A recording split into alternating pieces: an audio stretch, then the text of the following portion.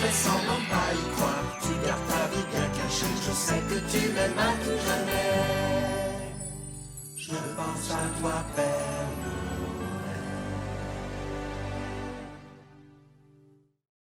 Salut les chums, c'est Joël qui vous parle aujourd'hui seul.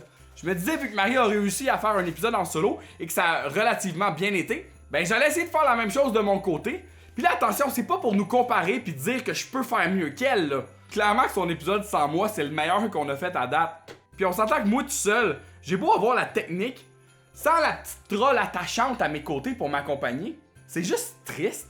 Ça me tentait aussi d'essayer de faire un épisode à ma manière parce que moi, contrairement à Marie, je suis pas drôle naturel. Faut que je les écrive mes jokes. Puis si je le fais sans Marie aujourd'hui, c'est surtout pour lui donner un petit congé bien mérité. Parce que pour vrai, je suis vraiment fier d'elle, là. Elle s'est pris des notes pis tout. Regardez ça. Elle a mis des petits cœurs ici à côté de date, à côté de singe. Elle a même écrit encore le Père Noël qui se dévoile, puis même si elle l'a pas mentionné dans sa vidéo, je suis content qu'elle ait noté des affaires que moi j'essaie de remarquer d'habitude. Je le fais aussi parce qu'il faut que le projet avance, puis parti comme c'est là, on se rendra pas à Noël. Pis c'est pas une expression ça là. Fait que m'essayer de vous clencher ça rapidement, même si quand moi je dis ça, généralement, ça prend minimum 30 minutes. Donc l'épisode d'aujourd'hui s'appelle Les Mémoires du Père Noël et déjà on a un titre qui capte mon attention. J'espère en apprendre plus sur le backstory de ce Père Noël-là. L'épisode commence avec 3 reines qui font des bruits dégueulasses en mangeant du gazon dans le bois. C'est meilleur que le foin. On ne parle pas la bouche pleine. Qu'est-ce que c'est que ça? On s'entend plus ruminer. Soudainement, un hélicoptère surgit et les fait fuir.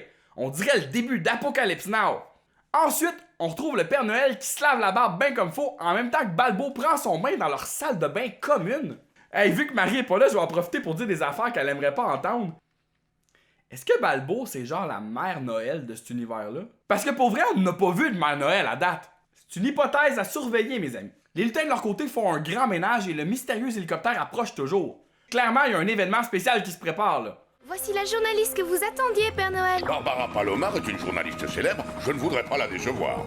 Alors finalement, on apprend que le Père Noël attend une journaliste célèbre, Barbara Paloma, et elle semble tout droit sortie des Ninja Turtles.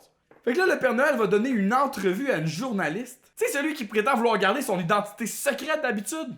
Au début de l'entrevue, le Père Noël raconte qu'il a offert des pinceaux à Léonard de Vinci, un piano au petit Mozart, puis après avoir été un peu creepy avec la journaliste, Quelques jours avant Noël, il y a plusieurs siècles de ça, ma chère. il se lance alors dans une méga histoire qui va constituer la majorité de notre épisode. Il raconte la fois qu'un jeune écuyer du nom d'Arthur a demandé une épée au Père Noël, soit Excalibur. Fait étonnant, à cette époque-là, les 3 lutins travaillaient déjà pour le Père Noël et les reines aussi.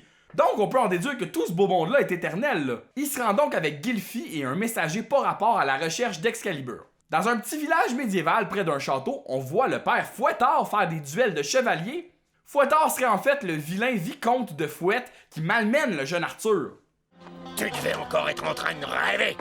Espèce de petit menaçant. Fait qu'est-ce qu'on a droit ici aux origines officielles de notre père Fouettard? Le Père Noël tente de passer inaperçu avec une armure de Noël, mais il se ramasse dans une compétition contre le vicomte qui est jusqu'à présent invaincu. Il épate la galerie en remportant le duel de façon plutôt clownesque.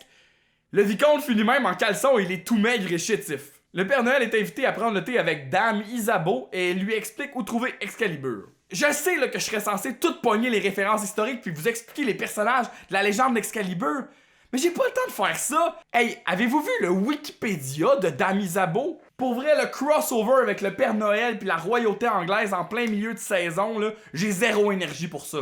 Le seul qui puisse vous aider, c'est Merlin.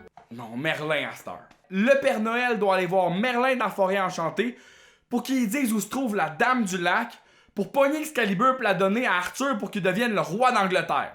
Pour vrai, Arthur, si c'est le Père Noël qui te donne ton épée puis que tu deviens roi, y a pas de mérite. Évidemment, Fouettard a tout entendu, puis il va les suivre pour s'emparer d'Excalibur, comme il dit.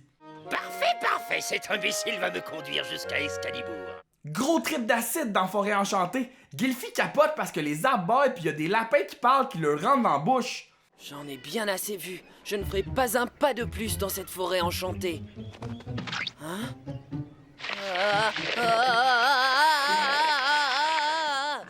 Ils finissent par tomber sur Merlin dans sa maison volante avec une tête de poule. Fouettard espionne le tout accompagné par le lapin bizarre qui parle et c'est le meilleur personnage de la série jusqu'à date. Bonjour, noble chevalier. Moi, je suis un gentil petit lapin. Merlin accepte d'aider le Père Noël à trouver l'épée pour Arthur parce qu'il a eu une vision qu'un Arthur devenait le roi d'Angleterre. Mais selon lui, la Dame du Lac voudra pas donner Excalibur parce qu'ils sont en chicane. Ne vous inquiétez de rien, je lui demanderai l'épée. C'est une solution, en effet. Mais attention, ne prononcez jamais mon nom devant elle, il vous encuillerait. Vous quoi? Il vous encuillerait. Il décide d'aller voir la Dame du Lac, mais il ne faut pas mentionner le nom de Merlin. Pour avoir l'épée, le Père Noël doit répondre à une énigme. Sans bouche, je murmure. Sans aucune dent, je mords. Sans aile, pourtant, je vole. Qui suis-je? Mais là, c'est le vent. Quelle poisse! Elle a choisi l'énigme la plus compliquée. Réfléchissons. Une fourchette? Ah non, c'est pas ça. Une arbalète. Une chouette. Un chat. J'ai trouvé! C'est le vent! Après avoir répondu correctement à l'énigme, la Dame du Lac accepte de donner Excalibur au Père Noël, En plus, Merlin l'Enchanteur avait oublié de parler de l'énigme. mais Gylfi, le grand niaiseux, fait tout foirer. Comment oses-tu parler ainsi de moi, vieille limande? S'il vous plaît, votre Altesse mouillée. Votre Altesse mouillée. Après une bonne séance de médiation, les deux magiciens font la paix et Merlin escorte le Père Noël dans la forêt enchantée avec Excalibur. Mais c'est là que Fouettard, qui est accroupi comme une araignée, prévoit agir. Nos amis prennent une petite pause dans la forêt et c'est là que Merlin leur avoue qu'il est très intime avec les arbres. Regardez ces beaux arbres. Ils sont adorables. Je les connais tous par leur nom. N'est-ce pas vrai, vieille branche? Fouettard en profite pour voler l'épée qui est plantée dans son tronc. Par chance, Merlin a pas le temps de niaiser. Il est tellement fru qu'il décide de planter Excalibur d'une roche puis fait une scène complètement exagérée par-dessus tout.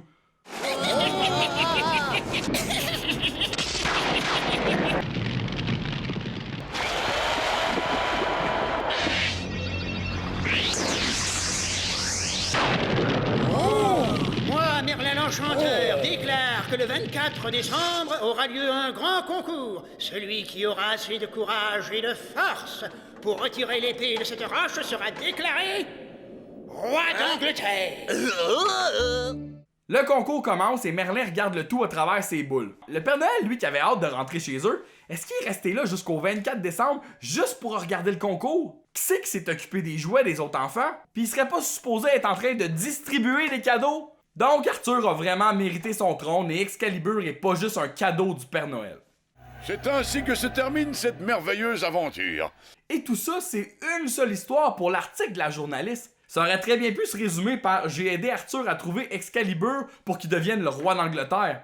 Avant de quitter, la journaliste demande au Père Noël une photo pour son article. Le Père Noël hésite, mais finit par accepter. Pendant la photo, le Père Noël et les lutins se fendent la gueule et c'est sur le chemin du retour que Barbara regarde son cliché. Ça alors? Qui va me croire maintenant? On voit juste Balbo. Le Père Noël pis ses lutins sont des vampires pis c'est pour ça qu'ils vivent éternellement. Oh my god! Fait que c'est tout pour moi aujourd'hui, j'ai vraiment aimé cet épisode-là, mais j'ai un petit doute sur les origines qu'on a appris ici. Est-ce que c'est vraiment là que le Père Noël aurait rencontré le Père Fouettard, pis c'est pour ça que Fouettard il a déménagé à côté de chez eux pour se venger de pas avoir eu Excalibur pis pas être devenu le roi d'Angleterre? J'en doute pas mal. J'aime le fait qu'on a appris aussi que les lutins, aussi petits soient-ils, ils ont probablement des milliers d'années, là. Je suis pas trop fan, par contre, du côté historique. J'aurais aimé ça, peut-être, oui, une histoire qui se passe à l'époque médiévale, mais pas avec des personnages qui existent déjà, là. C'est pourquoi je donne donc la note de 4.5 boules de neige à cet épisode. Alors, merci de m'avoir écouté, et on se retrouve au prochain épisode avec le retour de mon charmant petit lutin épuisé.